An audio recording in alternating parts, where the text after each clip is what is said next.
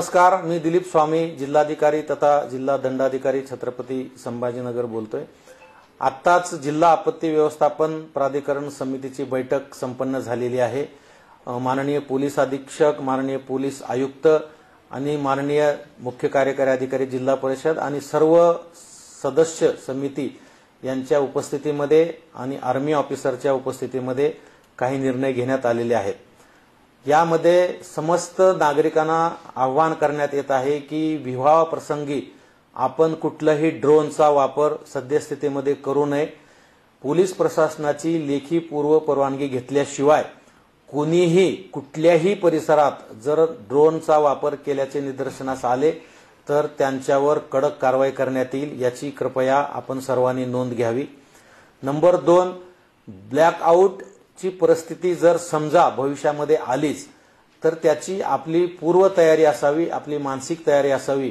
याकरता काही ठिकाणी प्रयोग केले जाण्याची शक्यता आहे। ब्लॅकआउटच्या कालावधीमध्ये शासनातर्फे, विद्युत विभागातर्फे, महापालिकेतर्फे सर्व लाईट बंद केल्या जातील, सर्व विद्युत पुरवठा बंद केला जाईल। पण आपण स्वतःहून आपल्या घरचे इन्व्हर्टर किंवा जनरेटर त्या काळामध्ये चालू ठेवायचे नाहीत।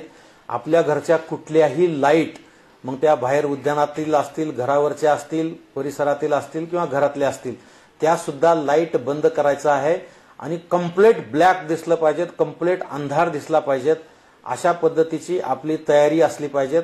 म्हणून आपण घरच्या प्रत्येक सदस्यांना ही गोष्ट अवगत करा। ब्लॅकआउट ऑफिशियली घोषित झाल्यानंतर खिडक्यांचे पडदे हे अतिशय जाड असले पाहिजेत, आतला कुठलाही प्रकाश बाहेर येता कामा नये। मोबाईलची बॅटरी किंवा आपली रेग्युलर बॅटरी आपल्याला वापरता येणार नाही।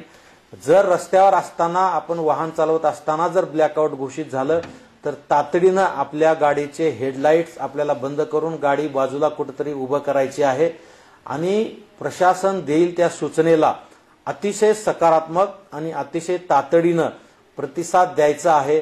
एवढं आपण सुजाण नागरिक म्हणून लक्षात घ्यावं असं आमचं आव्हान आहे।